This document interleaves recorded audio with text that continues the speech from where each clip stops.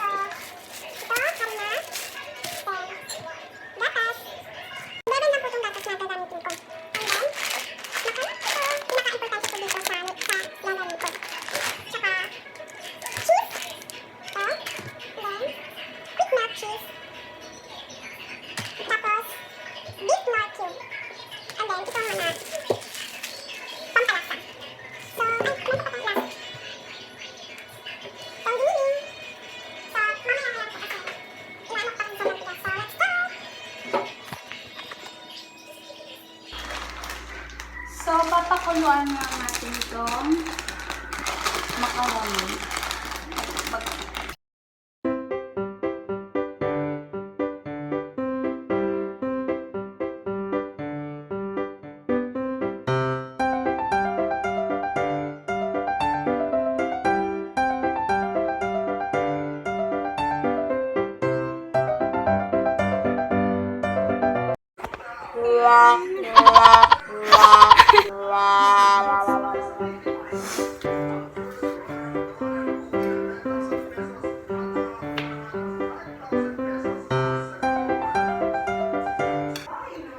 So, pagkatapos pong ma-okay na po ng macaroni, so, i-drain na po natin gamit ito. So,